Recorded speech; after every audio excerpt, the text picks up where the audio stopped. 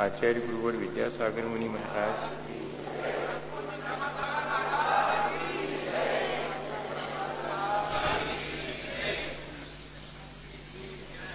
हम सभी लोग भक्ति के माध्यम से अपने जीवन को अच्छा बनाने की प्रक्रिया पर विचार कर रहे थे। एक अकेली भगवान जिनेंद्र की भक्ति भी हमारे जीवन को ऊंचा उठा सकती है।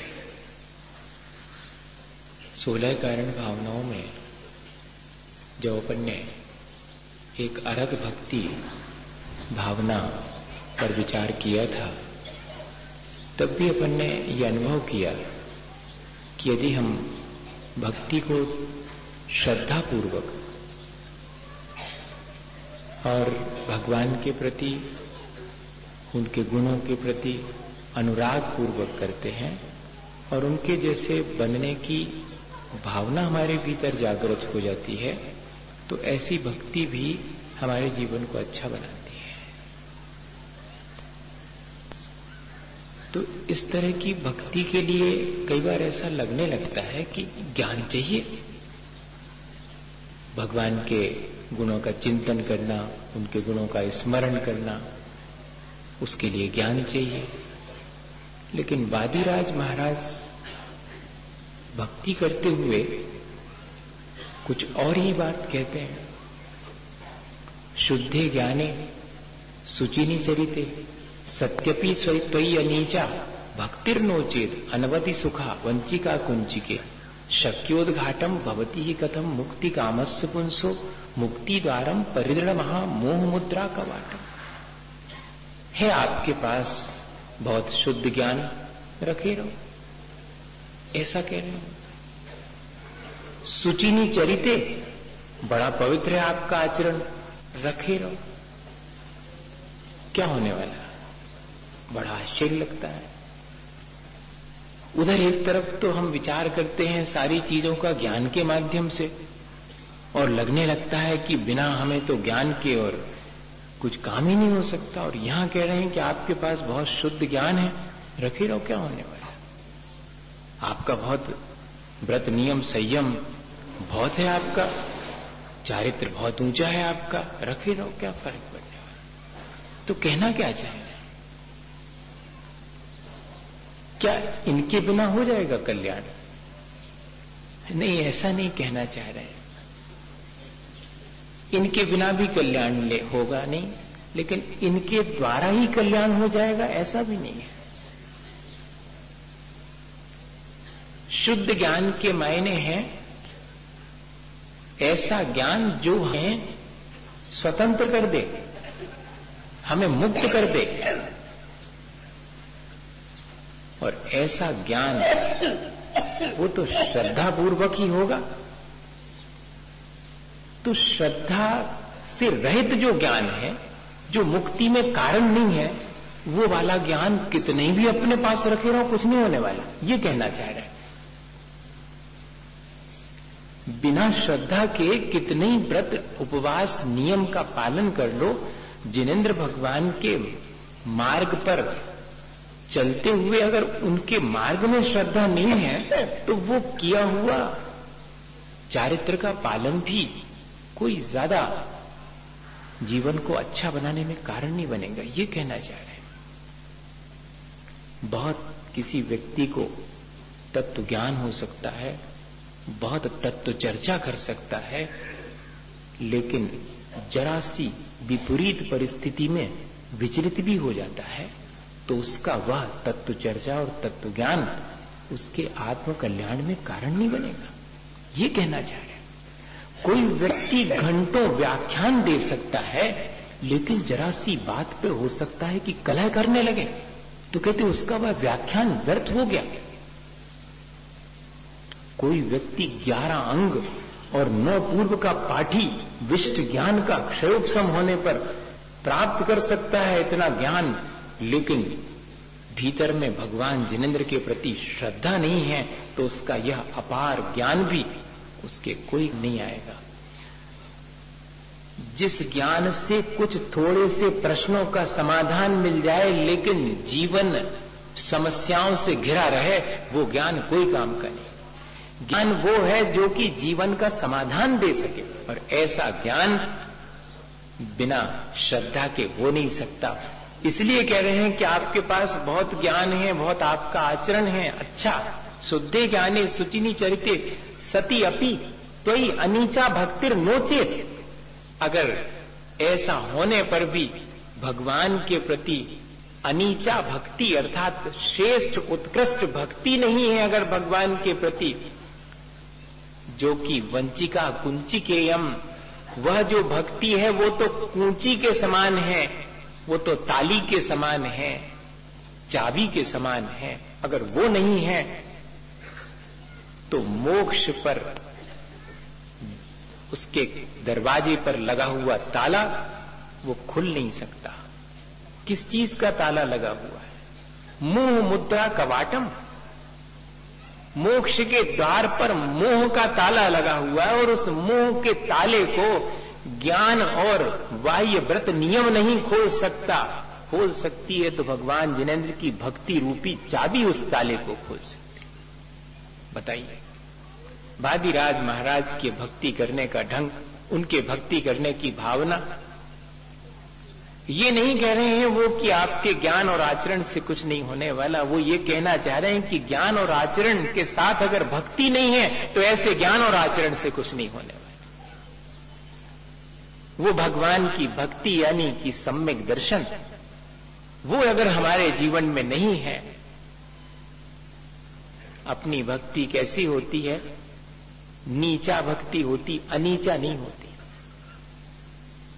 अनीचा भक्ति वो कहलाती है जिसमें कोई स्वार्थ नहीं होता भगवान की भक्ति करते समय, जिसमें कोई देखा देखी नहीं होती, गतानुगतिकता नहीं होती, जिसमें किसी परंपरा के निर्वाह करने की बात नहीं होती, जिसमें आत्म स्वरूप को देखने, उसे प्राप्त करने की भावना होती है, वो भक्ति, जिसमें हम अपने ही आत्म स्वरूप का दर्शन करते हैं, अपने ही उस वीतराग स्वरूप में लीन होते हैं, वो भक्ति।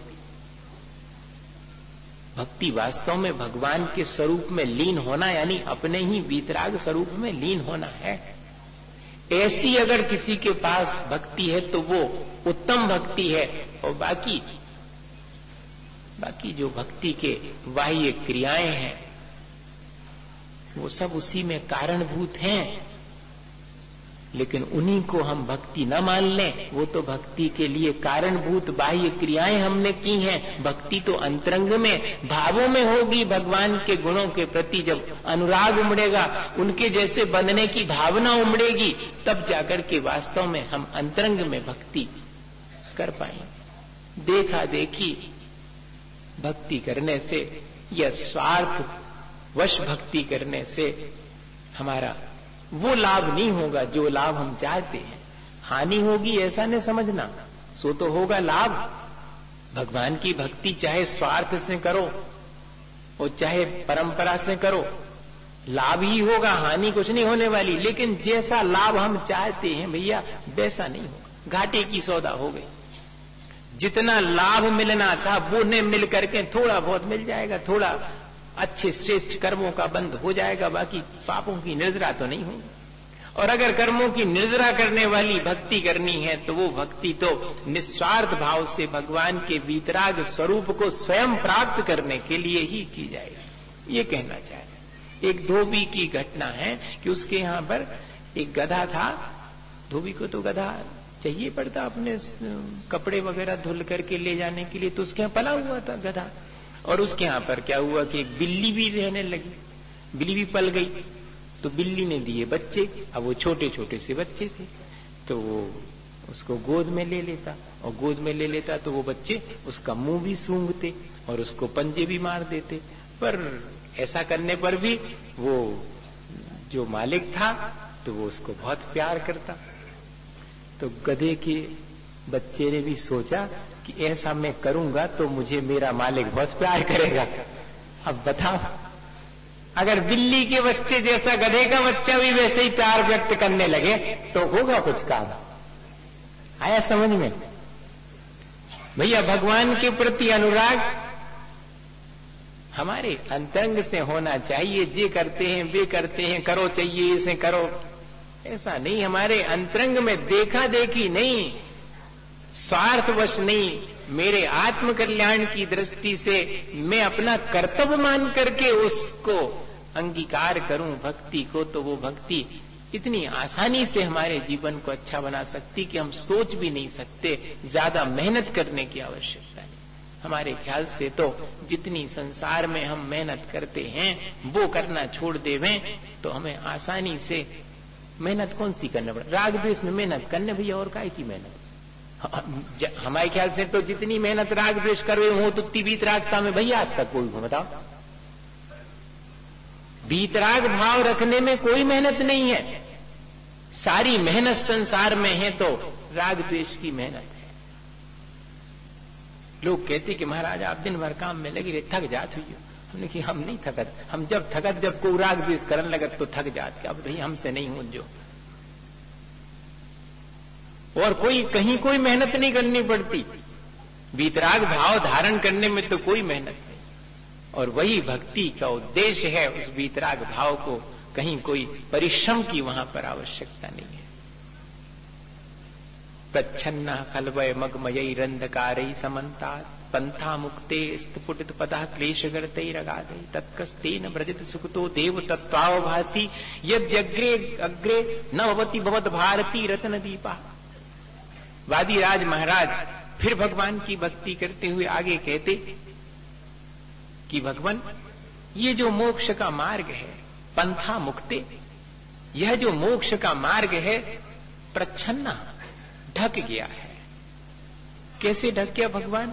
किसी ने ढक दिया क्या? नहीं, मेरे ही पापों से ढक गया है।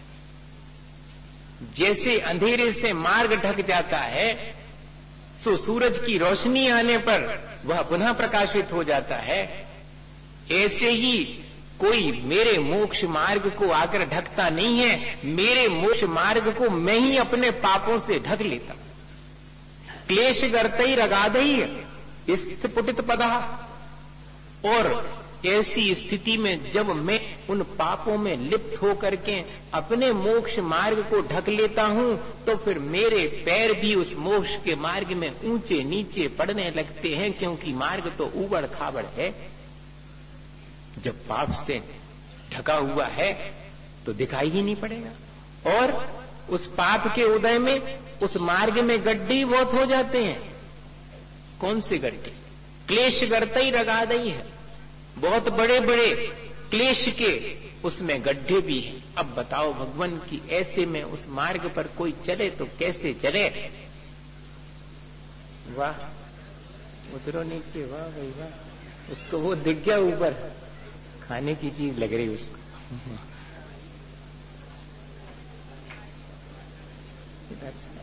ठीक, बैठेगी वो, उसके नीचे बैठ जाती है। तो यह जो मोक्ष का मार्ग है वो तो अत्यंत प्रकाशित है, लेकिन उस मोक्ष के मार्ग को मैंने ही अपने पापों से ढक रखा है। अगर मोक्ष के मार्ग में मुझे परेशानी होती है तो मेरे अपने उन्हीं पाप कर्मों की वजह से होती है। अगर कोई क्लेश होता है तब वह भी मेरे ही अपने कर्म के उदय से होता है। बस वो दीपक गिरा न ले अपने ऊपर, इतना ही है।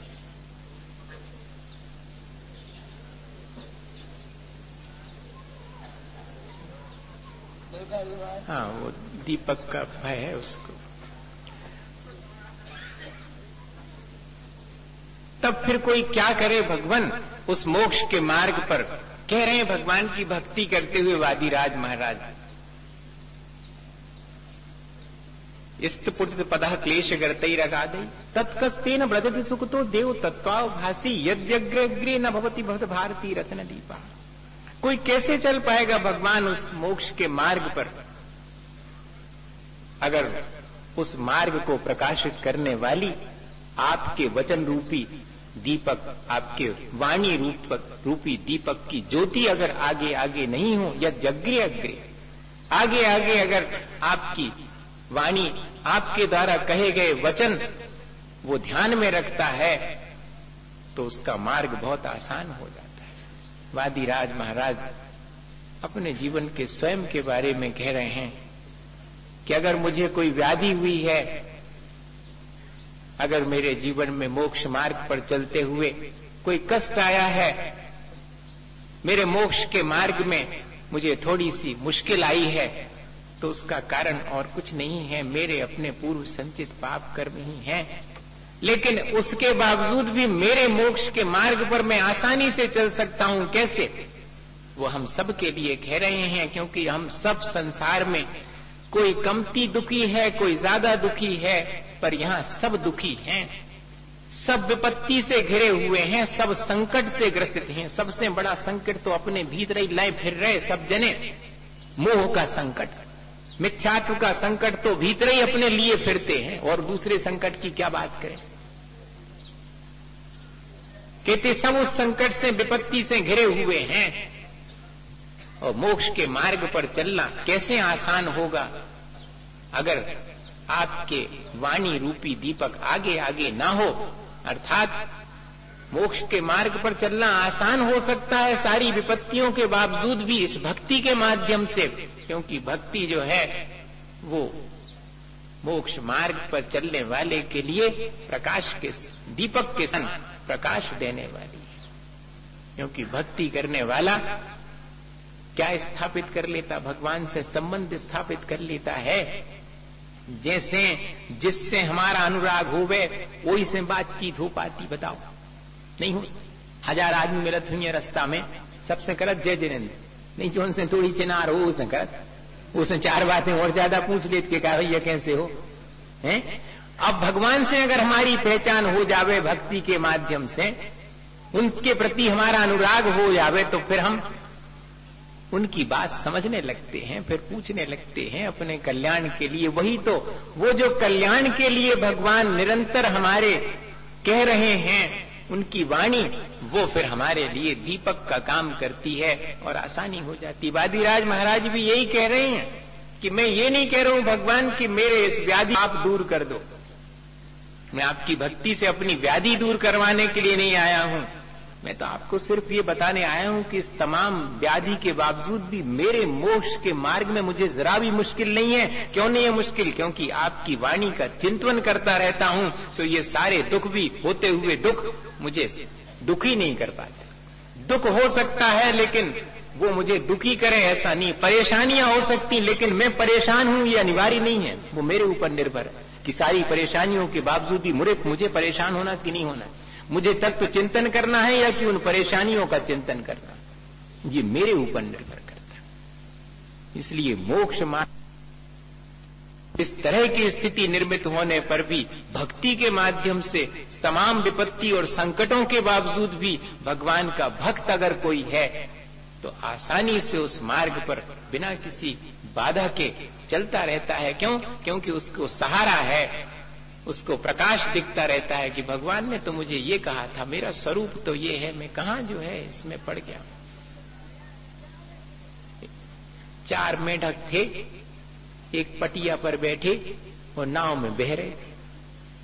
अब कहानी है भाई, देखो, नहीं तो आप कहो कि जी ऐसे कहां से ले आए आप मेढक और वो पटिया पे बैठे और जा रहे। अब आदमी की कहें तो बुराई लग जाए, इसे मेढक की अच्छी तो वो चारों मेढक चले जा रहे हैं उस पटिया पर बैठे।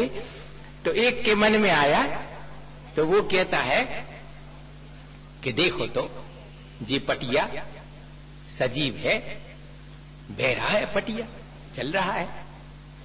दूसरा तो 3 ने सुना तो एक से रहा नहीं गया, कह ले बुद्धू हो तुम हैं, कहीं पटिया सजीव होता है क्या, वो चलता है? अरे पानी बह रहा हो सो पटिया बह रहा हो।